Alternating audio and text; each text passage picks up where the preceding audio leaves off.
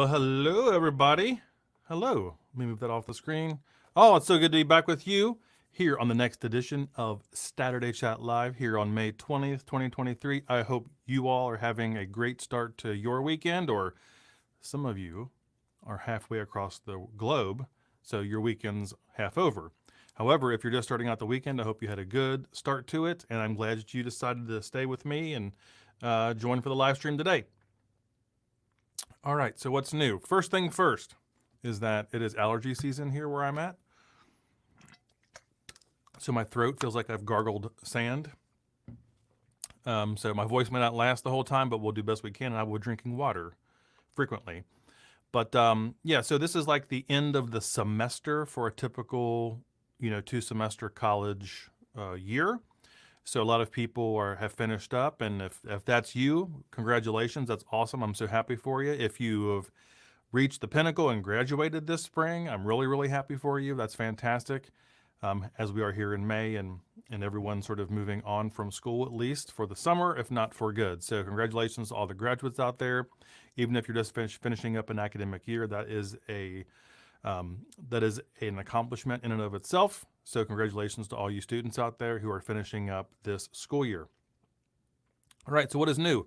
On the channel, I'm just chugging away the best I can on some new content related to autocorrelation and autoregression and time series.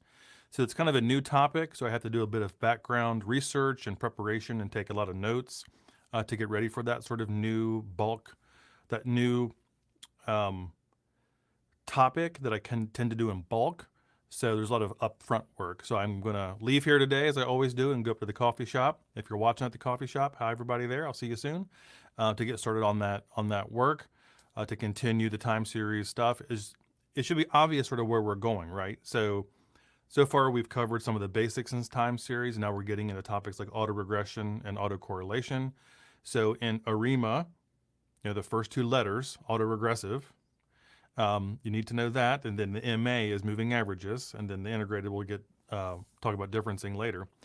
So it just takes some time to get the new content ready and kind of get everything set and get the data set I want to use and all that. So I am working on new content. Just kind of bear with me. It's just I do it when I have the time, and we'll get some more stuff out.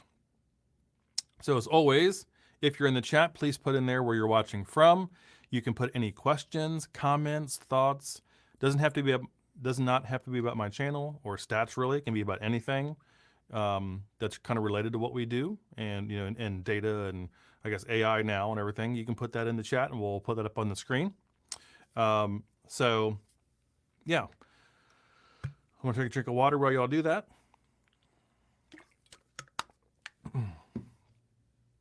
All right, so yeah, so Piper Trip says ARIMA is cool. I'm going to return to that topic sometime. Yeah, absolutely. That's one of those topics that people tend to gravitate towards.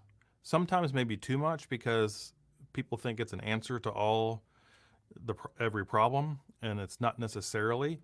But the thing about ARIMA is that it's really sort of several things bolted together. And if you understand the pieces that kind of make it up and put it together, it's easier to understand it as a whole. So that's kind of what I'm doing, leading up to that sort of concept, and and then we'll go from there. So, all right, let's see. That's kind of what I'm working on.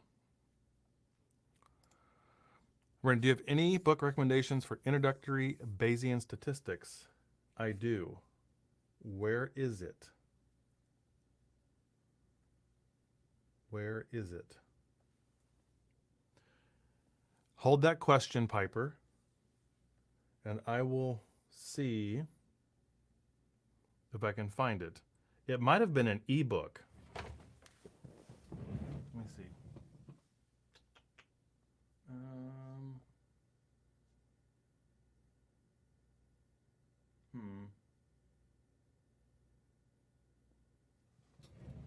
I do. Let me look. Let me try to find that. There was a book I read. Maybe it was an ebook. But either way, it'll be in my orders. Let me see here.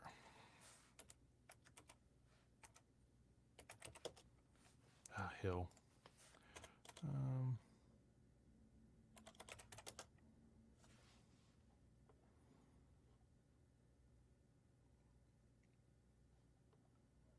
Actually, I have two. Piper.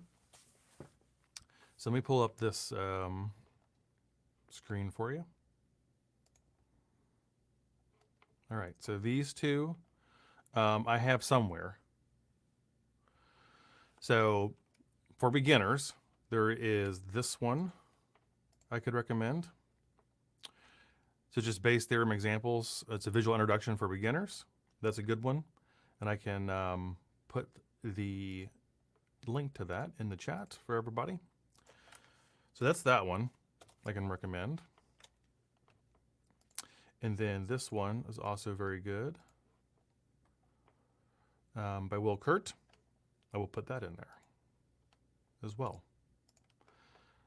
So if you come from a frequentist background like most of us, these are two books that I can recommend if you want to get sort of an introductory taste of Bayesian statistics.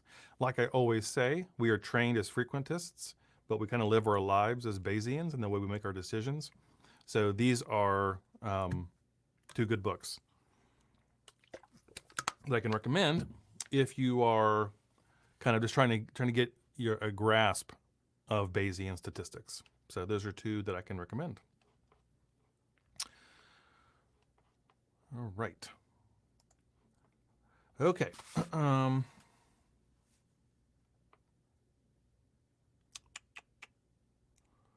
see here. This might be above my pay grade, but I'll go put on here. Kostup. If I'm not saying that correctly, I do apologize. I do my best. My background is in statistics and mathematics, learning AI now. My question is, how do we interpret AI vision as Bayesian inference? So I'm going to back up and give you two caveats. So I don't have a whole lot of background in Bayesian statistics, number one. I only use Bayesian, the Bayes rule and stuff in finite math, which of course there's a lot of that in finite math. And then AI vision, I just know what we all know, just as a lay person. So I'm not sure I can answer this in the depth that you'd probably want to. So maybe if you have an example that you can make it a bit more concrete for us all, I and the rest of us can maybe comment on that. Okay. Also be cool if you can make videos on theoretical sides of non-parametric statistics based on Hollenmeyer's and Wolf books. I could do more of that kind of stuff. There are two reasons why I probably won't. One, I already have some videos on non-parametric statistics already. It's more of a pragmatic approach to non-parametric stats. So just what an introductory stat student might need to know about different non-parametric tests. So I already have content on non-parametric tests. Two, theoretical things tend not to have as large an audience. It's a very niche audience on YouTube. So I tend to focus on content that is relevant and practical and what an introductory stat student or someone learning something for the first time would need to know. So is it out of the question? No, but I only have so much time to make content. There's only so many topics I can cover given the limited time I have, since YouTube is not my full-time job. So I never say never, but it's not hugely likely that I would do videos along those type of lines. There are other YouTubers that do. Three Blue 1 Brown does that kind of stuff, who's fantastic. There's another really good channel on math that I watch. If I can find it. What is his name? There's some really good math videos. Oh, what is his name? I have so many subscriptions, as I'm sure we all do. Tell you what, if I look,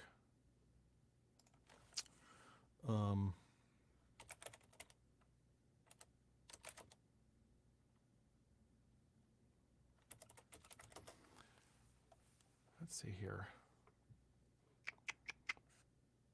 Zach, there we go. So I can recommend this channel. You've probably heard of it already. I've heard of him already. Zach Starr makes some really, really good videos on mathematics. I mean, look, he has 1.2 million subs with fewer videos than I have. So what does that tell you? So I can definitely recommend this channel if you're interested more in the theoretical side of mathematics. And I'll put this link in the chat too. I really enjoy how he explains things, and he makes some great visualizations as well. So there are some really, really good stuff in here. I was watching a lot of his videos on matrix algebra and stuff, so you can see the different visualizations that he does. So yeah, he's funny too, exactly.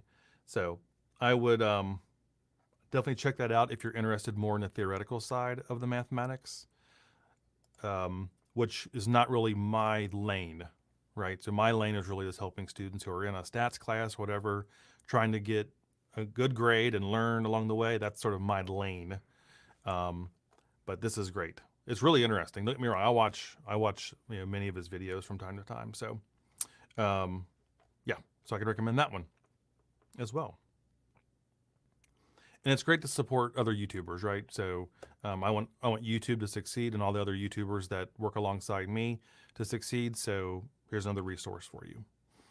All right. Let me go back up here. So Piper says, No Starch Press makes good books. Yes, I've heard of them. I have. Let's see here. Going through the chat, sorry. Venkatesh, how you doing, my friend? Hope you're doing well. Hope you're doing well. I hope you're doing well. Could you please recommend any good books on causal inference and marketing mix modeling? So I have an entire library of books over here to my right, like a whole wall of books, but I don't know every topic each one covers. Do I have any books that are specifically on causal inference and or marketing mix modeling? No. Do I have books over here that probably have that in them? Almost certainly, but I don't know in which ones necessarily. I'd have to look through them all. So Venkatesh, if you want, I think we're connected on LinkedIn. So, and by the way, everybody, if you want to connect with me on LinkedIn, that's the best place. YouTube and LinkedIn are the only two real social media things I have anymore. So that's where you want to reach me. But I can look through them. So if you remind me, and I'll write it down on my little notepad I have here, I can look through some books and see if they have this in them as a topic, chapter, or something along those lines. And when you're talking about marketing mix modeling, like, it's probably not what you're talking about, but to me, that's something I would find in an operations book. Like any other sort of product mix, optimization type problems. Is that what you're talking about? That's what I think, that's what my brain thinks when I see that. But you can tell me if I'm wrong. Ironically, if you're talking about like mix models, so marketing mix, advertising mix, business allocation mix, some of my first YouTube videos I ever did, they're awful. Like the quality is not the greatest because it was 10 years ago, but I did do some videos on that. So you might go back and look at those. Just realize that they are kind of old and I wasn't really good at YouTube yet. So if that's what you're talking about, Venkatesh, I do have some videos on that. All right, Piper says, MIT OpenCourseWare might be a good for non-parametric theory. It could be. It could be.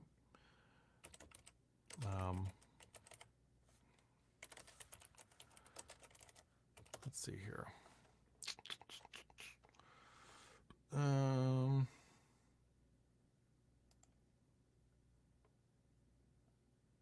Yeah, so let's put this back up. I think you might be right. So here, make this a bit bigger. So here's the MIT OpenCourseWare, non-parametrics and robustness. might be something here that you might be interested in. Let's see here. Yeah, could be. So it's a good call, Piper Trip on that. So MIT Courseware might be a good place to find that. And there are others, of course. So there are other resources on YouTube and then other third-party websites that you can go to if you want to find, more advanced or more theoretical content.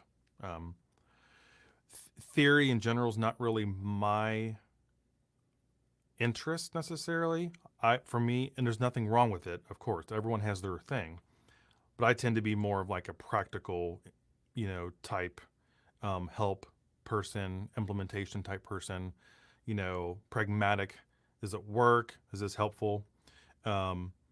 Theoretical things are very interesting, but my brain tends to gravitate towards the more practical things. All right, good recommendation, Piper. Excellent. All right, let's go back here. If you weren't here last week, I just want to give a quick shout out to my day job. So, as you know, at least as of now, who knows in today's economy? Who knows? But of course, my day job is working for Cengage Group, formerly known as Cengage Learning. And, we're one of the big three higher education publishers here in the U.S., but we do publish overseas, Canada, Australia, other places. I think we're trying to get more global. Anyway, so the product team I work on two of them. The one is decision sciences, so business stats, business analytics, operations research, supply chain, stuff like that. Then also finance. I work on the finance list of stuff. But on the decision sciences side, for business stats and business analytics, we have the market leading books in the courseware students log into, do their homework, and the e-reader and all that kind of stuff. Just came out with our flagship next editions. So if any of you know, I've been using this book for probably 15 years, different, earlier editions of this book, because for me, it was always the best at explaining content, explaining these topics concisely and clearly. The clarity is its strong suit. It has many strong suits.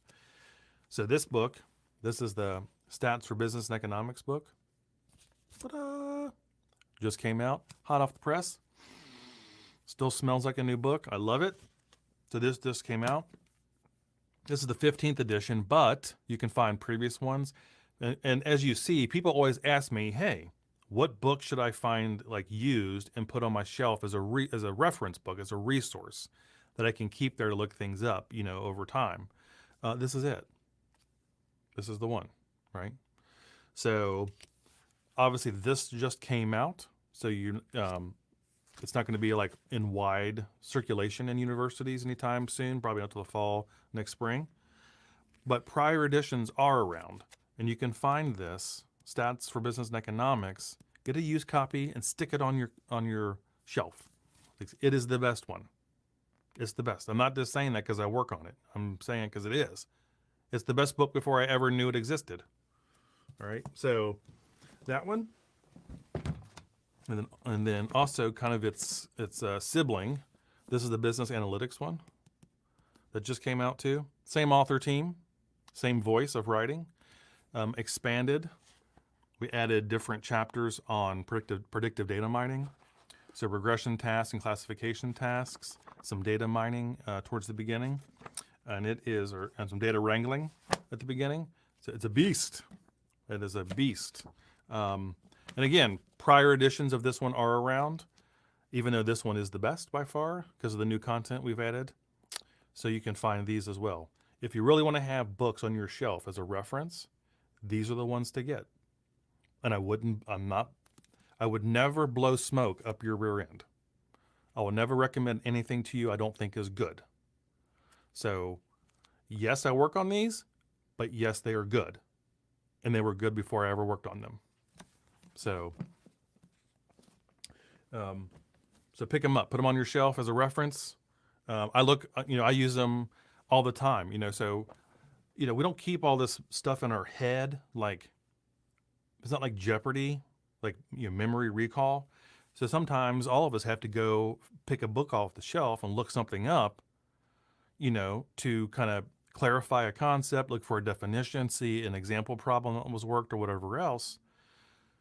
And you put those books on your shelf for that reason, you know? So, so those are the ones. All right. So, yeah, Piper says, I got the stats, the 13th edition for $21. Absolutely. Best $21 you can spend if you want to have an intro stats reference book on your shelf. Absolutely. Absolutely. Piper, does the Biz Analytics book have a particular coding language associated with it? It has 3. So this business analytics book, you're going to see Excel in here, which I would consider, you know, it's not programming, but it's still a, you know, a computer software application. But this one also has R, and it uses, and Python, but not directly Python. It uses a program, open source program called Orange, which is Python based. It's a visual programming tool. So that's how it works with Python, is through Orange, which is a fantastic. I will make some videos on that. I will, because I love it.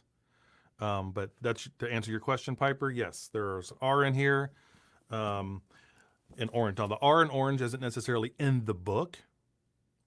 Okay, the R in Orange is going to be traditionally put in a supplement, a digital supplement to the book.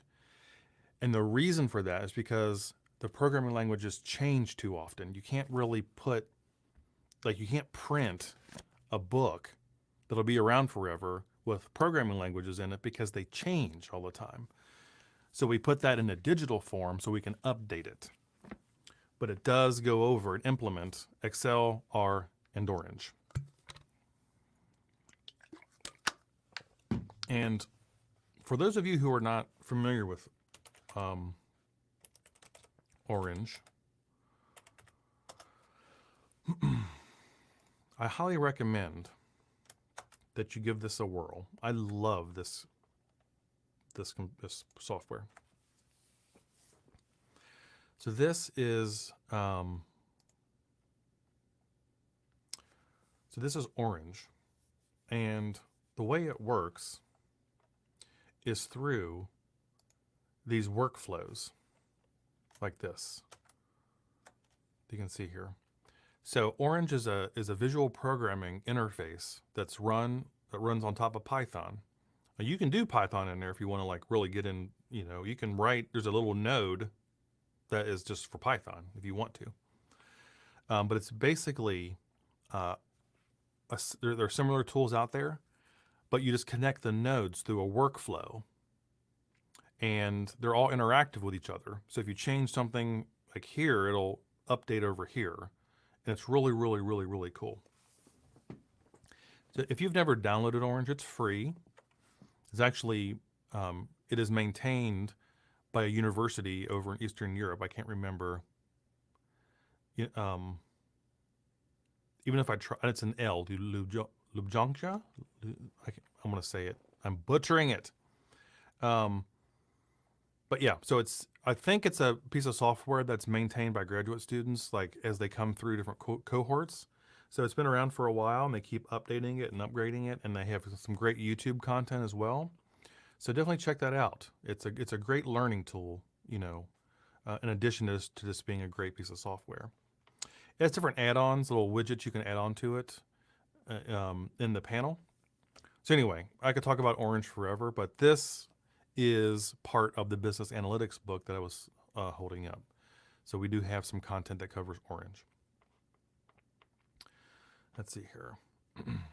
Okay, go back to my face. Piper asks, do we need to buy new to get access to the supplemental stuff? See, that the thing when you, this is what's hard. And I've tried to get our company, my company, to think larger. Maybe we will. So the way all of our new higher education books go into the market are through universities. So typical, a department, an instructor, or an entire university, whatever, chooses to use our content. So our books, digital platforms, stuff like that. And then the student, when they enroll in the class that's using it, their instructor says, "Hey, we're using this." They go to Cengage, and they buy. Usually, they get what's called Cengage Unlimited, which is a subscription. It's not really a subscription in like 12 months, but it's a subscription for the semester, and they can use anything of ours, all of our stuff, all of our books, digital courseware for one very low price. Like $130, they get access. Students get access to everything. So if they're using the business analytics book for one course, and they're using an operations book for another course, they're still only paying for the one semester of access to everything. If they're using an English book that's Cengage, that's included. So the more content that the student is using at Cengage's, they're still paying the same flat dollar amount. Pretty damn good, right? So the challenge with that, Piper, is that the content comes through universities and students, at least at first. Now, I honestly don't know if a person outside of the university system can just buy it outright, because the courseware is accessed through an access code that's tied to the course they're in. See what I mean? So it's hard to get supplementary content out to the general public, which I think is something we should do better. But there might be ways around that. But as of right now, especially for newer stuff, let me look into that, Piper. And if you're really interested, I'll see if maybe there's something that can be worked through, or there's another way to do that. So, okay. All right. Take a sip here. Another question. So Venkatesh asks, is the data visualization book of Cengage based on Tableau, Power BI? So,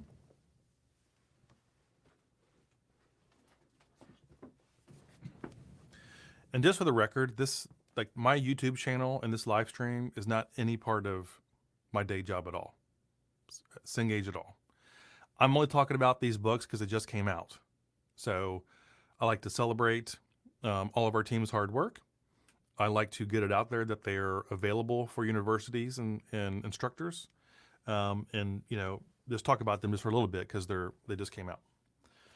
All right. So we also the same author team also has a data visualization book. So same set of authors up here. So these all, So these all kind of go together. And we're working on the second edition of this now as we speak. And to answer your question, Venkatesh, is that this book is designed, at least in its current form, to be somewhat software agnostic. So in the book, you'll see Excel, okay? So, the students taking this course all have access to Excel. So we try to focus on Excel primarily. Then what we have are supplementary guides that talk about how to do this stuff in Tableau and Power BI. You won't find it in the text for the same reason as R and Python. They change too frequently.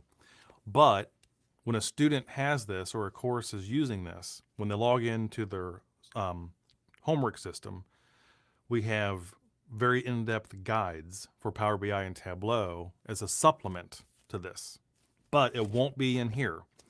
And we do that because, again, these softwares change so frequently. You really can't go in there and put screenshots of the interface or how to do this or how to do that, because by the time the book comes out, it's changed. So we try to keep the software stuff in digital form, so we can update it as the software changes. So it's there, but if you were to flip through the book, you're not going to see it, and we're not the only people that do that. That's very common for software to be included in a digital supplement so it can be updated as the software changes over time. It's not anything new. There are no secrets in my business. Everyone knows everyone else's business. So that's how we handle it. And I'll also add too that there's also a lesson in that learning whatever software you're going to use is important, but you don't always know what software your employer is going to use, if any. Plus the software changes a lot. New tools come online, some go offline or depreciated. But the fundamental concepts don't. All right?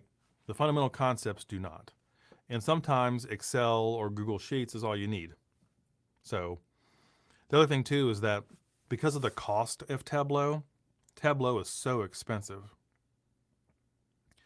that it's really difficult for us, even at my job, and for students after they're out of school, to be certain they're going to have access to Tableau. Of course, students have it when they're in school because students, with an EDU address, I believe, get it free. But once they're outside of school, then it's $1,000 a year. Not $1,000 once. It's $1,000 a year for the full Tableau desktop. So Power BI is a better deal right now, I think. Also, I think Power BI is on the up. I think Power BI is catching up and probably at some point might surpass Tableau as the preferred tool. One, because of its intricate, because it's intricately tied into the Microsoft ecosystem. So if you are familiar with Excel and Power Query and stuff like that, then Power BI is just the next sort of step. It has its own language, DAX, which is pretty, easy to learn. I won't say easy to learn, but you can, if you learn programming languages, you can learn DAX. It has a really good online version of it. The one downside of Power BI, and maybe they'll fix it, is there's no Mac version. It just does not run on a Mac, Mac desktop. Power BI app in the browser will run on anything, but that's the one downside of Power BI. Maybe they'll remedy that at some point. I don't know why they wouldn't want to. All right. So the data viz book we have, you'll see Excel in the book, and then Power BI and Tableau and digital supplements that are in the courseware. Students can download, instructors can download and use and follow along with that way. Right. What you won't find in there are I think I would like to see it in there. Maybe at some point we'll get there, but like the basics of ggplot2 in R, and in some of the visualization libraries that are in Python as well. As of right now, we don't have that in there. So can't get it all, it's only so much. All right. Piper, hit me up on LinkedIn. Yeah, hit me up on LinkedIn about it. I will see. I can't promise anything, but I will see. Vikatesh says, thank you. You are very welcome. Yeah, you are very welcome.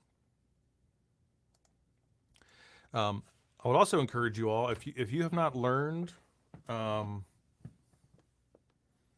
few things.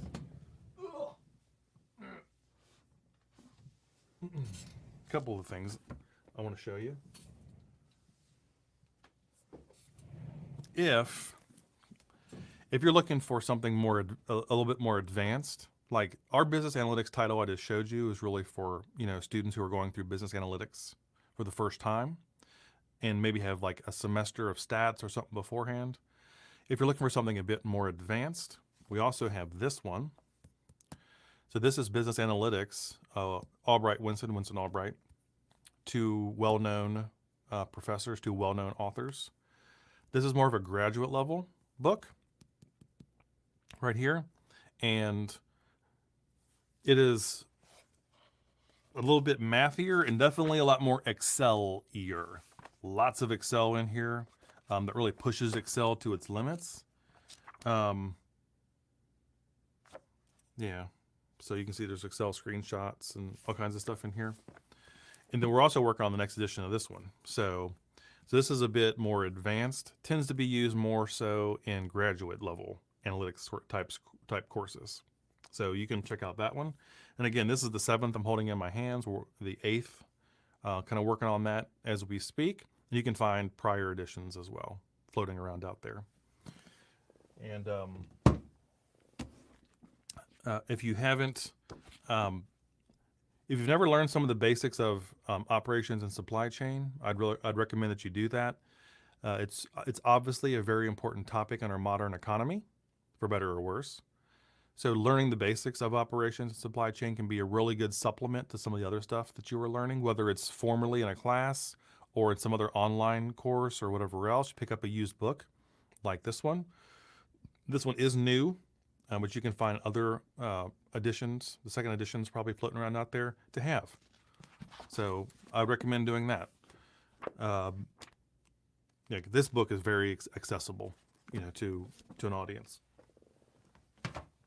But I think the important thing, and maybe I'm biased because it's the way I learned the best, is really learning a little bit of everything around this idea of data.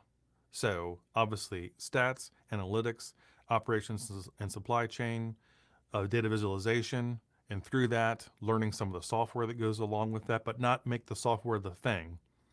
Make the software an expression of the thing, R and or Python, or whatever else. And that's the best way to sort of get a well-rounded, interconnected education and knowledge base of all these topics, because you'll see them come up in other instances, and that's the best way, in my opinion.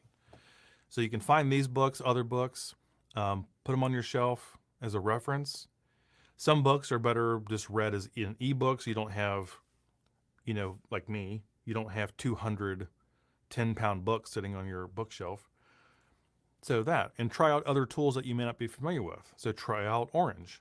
Go here, download Orange data mining, install it on your computer, and just play with it. It is really, really cool. It's all about these data workflows. The other thing about doing Orange data workflows is that it makes you think in a workflow. Like it's a visual representation of the flow of data through these different tasks that you're doing with it. It's a visual representation of the process. And as I always say, the point isn't the outcome, the point is the process. And this helps you learn the process. All right, so definitely give it a whirl, and check out their YouTube channel as well, because they have some great tutorials and explanations on some of these topics on their YouTube channel. All right. All right. So we're at 40 minutes. Any other thoughts, questions, comments? I don't want to keep anyone hanging around because I know you got things to do and I got things to do.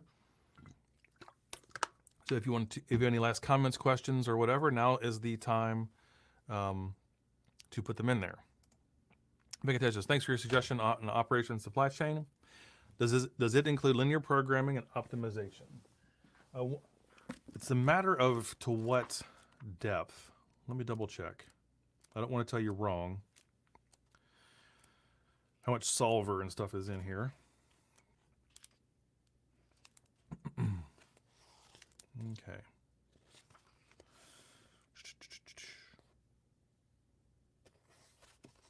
All right, so in this book, Venkatesh, and this one I just held up, sticking together, sorry. What you're going to see primarily in this book are Excel models. Well, central to it are Excel-based models. And then some of the linear optimization and stuff like that is actually in an appendix. In an appendix. However, if you want to get into that, I got an answer for you.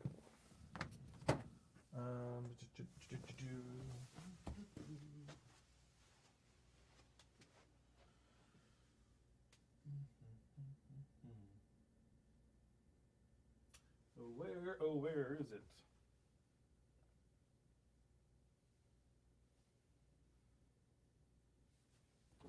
I'm here. Let's see here.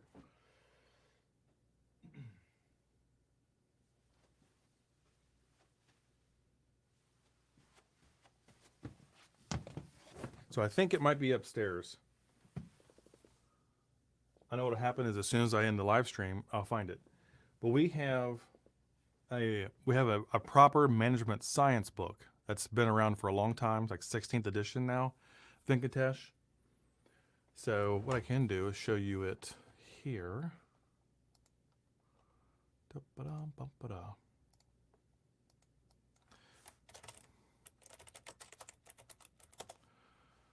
Here we go. So this is the one I was trying to find. So we call this one IMS, an Introduction to Management Science. So this is the title, and it's all about that. So you can probably find the 14th or 15th edition of IMS, put on your shelf, and it covers all that kind of stuff. Okay, so it is definitely more involved in that, in those type of concepts. Okay. All right.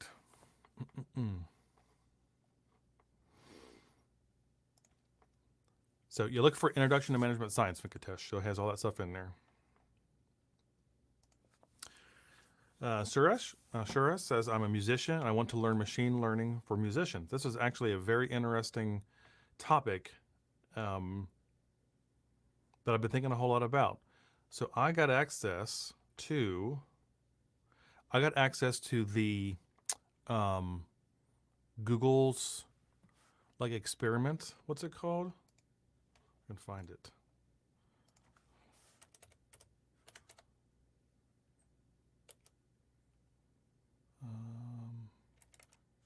Google Labs.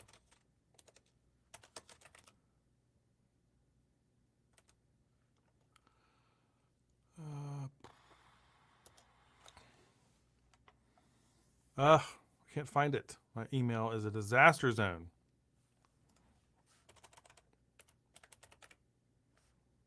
Oh, AI Test Kitchen.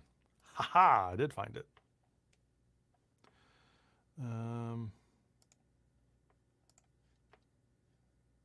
We can pull it up.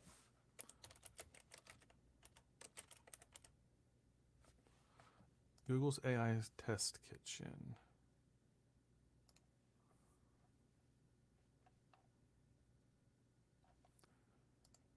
Why does Google make everything so freaking hard to find? Anyway, let me go back to here. So on this note, if you can get access to Google's AI Test Kitchen, they have this. If you haven't seen it, is their Music LM. So these are good tools to play around with. This is not the only one. So with music, the multimodal AI models are obviously just coming online. There isn't a whole lot of content out there about how they are really built or the algorithms behind them. It's still also new. Like the Google AI Test Kitchen is like, I think you have to like get on a wait list and then they give you access. But if you Google AI Test Kitchen, you can find the link where you can get on the list, and then I was approved in like a day, but I'm not sure how it works or anything like that. So what you can do is play around with these tools and there are other ones, and kind of see how they work. Now, I will say related to this are the AI voice synthesis, which is a bit further along. So like 11 Labs is the probably the best voice synthesis I've come across. It's not singing or anything, but it's a precursor to where we are. So my point, Sure-S, is that the multimodal type aspects of these AI models are, it's a bit out in the vanguard right now. Like even OpenAI's image sort of recognition type tools aren't publicly available yet. So that stuff exists, but it's still kind of like behind, still being developed. They're still figuring out how to release it to the public or whatever else. So I can't really point to a source right now for you to like learn how to make them, the coding and all that kind of stuff. But there are tools out there that are at least now worth experimenting with. So the AI Test Kitchen is one if you can get access to that. There are other ones. Of course, what's the one that just got in trouble for, well, it's not the only one, for releasing the Drake song?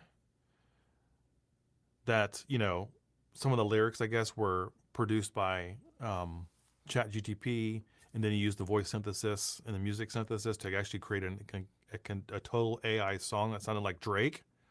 And they got in trouble. I think a lot of that music was pulled off Spotify and stuff. So my point is that for this type of stuff, it's still early. It's still really early.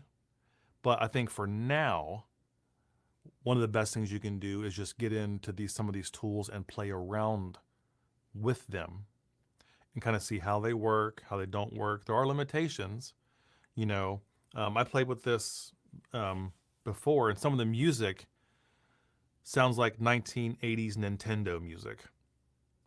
So it's still being worked out, I would say. So I think the best thing you can do is just keep your eye out for these new developments in the multimodal space for images, videos, music, and stuff. And then once it gets a little bit further along, maybe there does become more publicly available type tools you can experiment and play with, then you'll be ready. So just look for Google's AI Test Kitchen, see if you can get in there, and then maybe you can play around with their Music LM tool until the larger models are ready to be more publicly available. So that's my 2 cents. Last thing I'm going to share with everybody is one of my favorite places to get AI news. And he's, really good content. Matt Wolf, you may have heard or seen him, Matt Wolf. So if you're looking to keep on top of AI news and actually he has a website that actually is sort of like a library of different AI tools. I can't think, it's probably on here somewhere. Future tools. So let me go back here. So subscribe to Matt Wolf, check out some of his AI news, because this will be one of the first places you'll hear about anything. Okay, so anything related to AI, he's really good about keeping on top of the news in all sort of aspects of it. You can see the AI news this week. He's very unpretentious type person. Just seems like he really wants to do a good job and inform people. But you can see the AI news videos he releases on a regular basis, like every week. That's a great place to find this kind of stuff. And then on his Future Tools site, it's an aggregator of different AI tools. And you can search for whatever you're looking for. So for example, if you were interested in music, let's see here, does it have one for music? Yeah, right here. So you click on music, and then it's going to sort this list. Sure-S for the tools that are out there right now. So if you go to Future Tools, search for music, and then it'll sort, and then it has like upvotes, so you can see which ones people think are the best, and then you can play around with them. Of course, that's just for music because Suresh asked about music, but anything you can sort on this site. It's very good. So yeah, so definitely check out Matt Wolf's channel for any AI news and different, he'll demo certain things that have just come out because he tends to get access to them maybe before the rest of us. And then Future Tools is a great aggregator of AI tools where you can look for anything that you're looking for, okay? So I'll put this in the chat and Future Tools in the chat. And that's kind of how I keep up on stuff because there's so much stuff and it happens so damn fast. It's hard to like keep track, right? So, okay, now's the last opportunity for any questions or comments before I sign off for this week. So I'll wait like a minute or two to see if anyone else has any other comments or questions. While I do that, just note the next live stream might not be in 2 weeks. It might be in 4. Because during the summer, when school is out, education type channels tend to like, have quite a lull. So I have some stuff to do around my house outside. So I might during the summer do a live stream once a month, and then when classes pick back up in the fall, go back to every 2 weeks. I haven't decided yet. So the next live stream might be in 2 weeks or it might be in 4. But if you subscribe to the channel and follow me on LinkedIn, you'll see the notification when the next one will be. So it'll be either 2 or 4 weeks. All right. Okay, so I think that is it. You are very welcome. You are very welcome, Suresh. I'm glad I could help. Piper, cheers, absolutely. But yeah, if you're here in the States, your next weekend is Memorial Day. So I won't get into the I have family in the military and stuff, so it's an important day for me in that respect. But it's also usually a 3-day weekend where people kind of get together with friends and family. So if that's you, I hope you have a good Memorial Day weekend and are able to get some R&R and stuff like that. And I will either see you again in 2 weeks or 4 weeks. I haven't decided yet. So anyway, I'm going to sign off, but I hope you all have a great rest of your weekend. And thanks for stopping by. And I will talk to you again soon. Bye.